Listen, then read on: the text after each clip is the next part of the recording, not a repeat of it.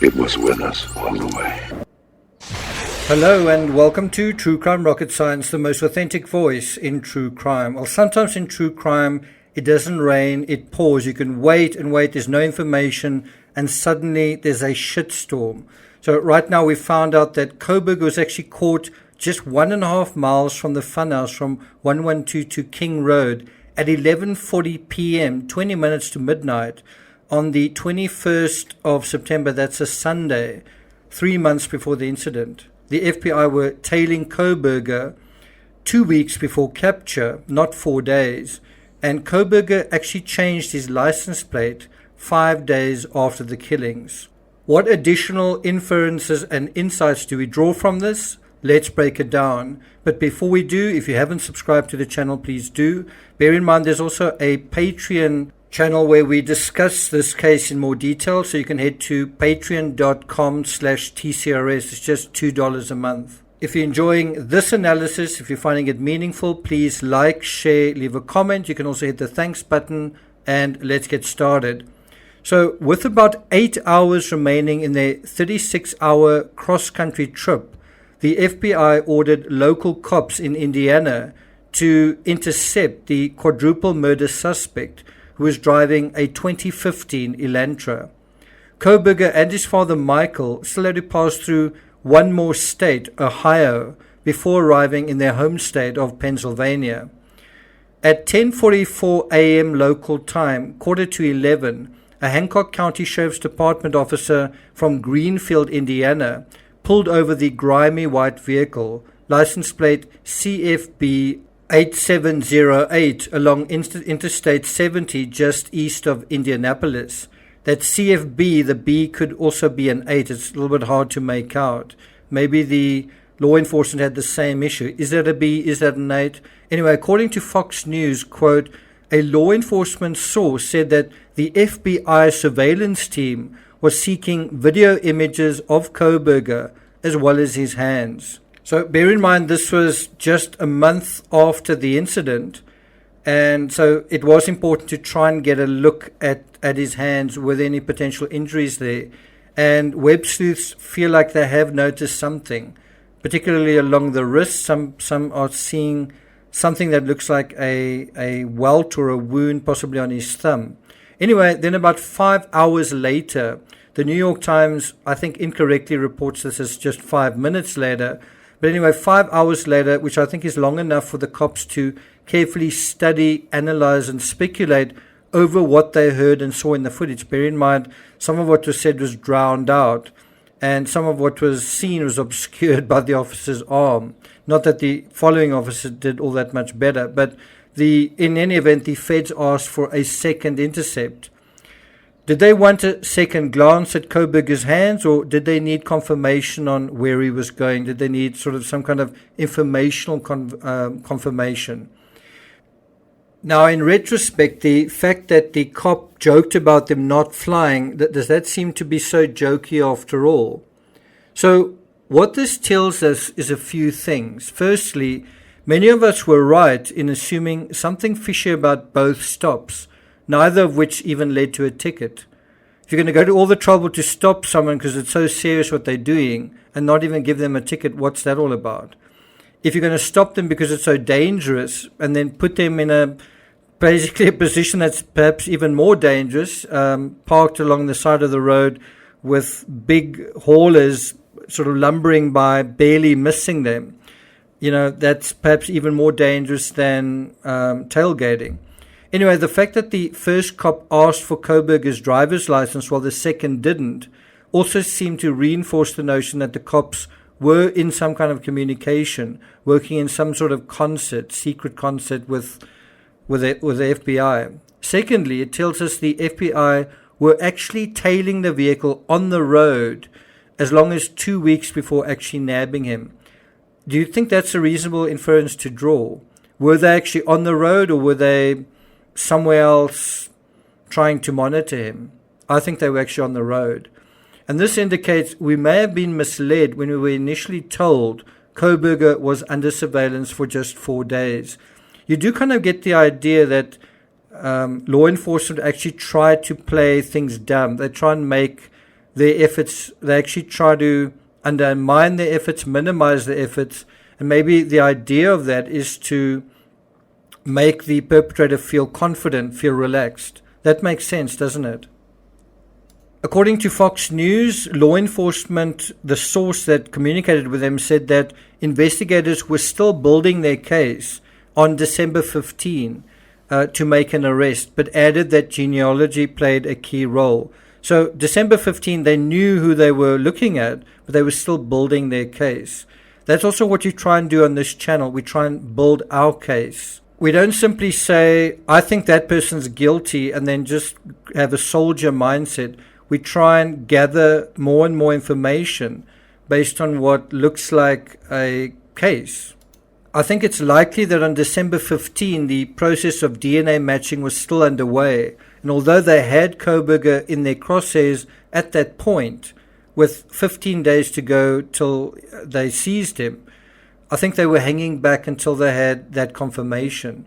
Bear in mind the CSIs that were sent to the scene, 112 to King Road, likely to take additional DNA samples. They went there just 5 days later. They went to the funhouse on December 20th. So you can see how law enforcement was still trying to put the pieces of certain aspects of the case together, including the DNA side. Now, another reason why the feds may have run out of patience is due to a lack of clarity on the vehicle they'd been following day and night for over 2 days. That's a long time to be on the road. Looking more closely, this was a 2015 Elantra, and the Pennsylvania license plate wasn't perhaps what they thought it was supposed to be. Well, it turns out Kohberger changed his license plate on November 18th, 5 days after the murders. In some reports that came out as late as just hours ago, media was still saying that there's no indication that the police in Indiana had any idea that Kohberger would be arrested in the killings, or that they were aware of the police in Moscow saying that a white Elantra had been seen near the crime scene on the night of the slayings. Well, there were indications, and these indications seem to have been confirmed, as I say, by a law enforcement source that spoke to Fox News. I mean, one obvious indication was that it made no sense to stop Kohberger for alleged tailgating, as I said, and then pull over on a super busy and super dangerous highway to warn him about unsafe driving. And I spoke to a couple of Americans about this, people in California and people who've driven all over America, and they said it's not very common in their experience for that to happen. Has it ever happened to you? If it has, pulled over for tailgating on a highway, leave a note in the comments. We'll see how many, how average, how reasonable that is. Now, the traffic on this highway was so severe. Sometimes you had 2 trucks passing this vehicle at the same time, and it was so constant that it pretty much drowned out the audio. Don't you think that was way more dangerous than how the Elantra was driving? So again, it's showing a little bit of a sneaky side, don't you think, to law enforcement? But sneaky, I think, in a good way. I don't know whether I believe part of that interception was to gather a DNA sample. I think they could have easily gotten that from trash, from them taking in, coffee or whatever at various restaurants along the way, or even going through the trash at his parents' home. And perhaps that's how they use the familial DNA. The question is, which DNA did they get from which relative? And in terms of them intercepting Kohberger there to get a DNA sample there and then, if one of the officers had been wearing gloves, then maybe. I do think we need to be careful, even in accepting the legitimacy of this Fox News story. Just careful. We can accept the story, but be somewhat aware that it might not be accurate, that there's certainly that possibility. Why? Because just yesterday, an Idaho judge imposed a gag order on law enforcement, and the source that the FBI directed LE to make the stops came from a LE leak. But presumably that gag order only applies to Idaho law enforcement. Now, incredible as this sounds, on August 21st, Kohberger was pulled over at 11:40 p.m. in the very same white 2015 Elantra with Pennsylvania license plates. Obviously, these were subsequently changed to other Pennsylvania license plates. But get this, he was just 1.5 miles from the funhouse. August 21st is 5 days after Kaylee was warned about a noise complaint. Was Kohberger in town that night, stalking around and peeping inside the funhouse? Did he actually visit that property, or did he actually attend a party there that night? It would be interesting to know if there was one there that night, or had he gone to eat at the Mad Greek or have a drink at the Corner Club? August 21st was a Sunday, so I think it's unlikely bars and restaurants would have been open then, surely. So I think some of this latest news, what questions do we have based on this? I think one of them is, how long had they really been tailing him? How long were the FBI on his trail? It was with us all the way. I think people may be shocked to find out, and I'm telling you this prior to the probable cause affidavit coming out, but I think people will be surprised when they find out for how long law enforcement were actually watching Kohberger. The fact that Kohberger received a ticket for not wearing his seatbelt ought to have been on some law enforcement traffic database. Does that make sense? This ticket would have recorded the make, presumably the color, the license, as well as the identity of the owner of the vehicle, and also his address. This may have been a vital clue to linking the CCTV footage sans license plates to an Elantra in the area that did have one, where they had recorded one. It's entirely possible Kohberger was on their radar from as early as day one, or within the first 2 or 3 days. Hence, the cops were confident enough to say that there was no threat to the community and that the crime was targeted before doing a U-turn on both statements. You can imagine if their prime suspect was already under surveillance, well then there wasn't really a threat to the community because they were watching him. And in the same way, law enforcement weren't completely honest or forthright about when they started tailing Kohberger. I mean, there's a big difference between 4 days before capture, which would have made it just before Christmas, instead of 10 days before that, on the 15th. Or, remember, they said for quite a long time that they didn't have a suspect. Well, they didn't have one officially.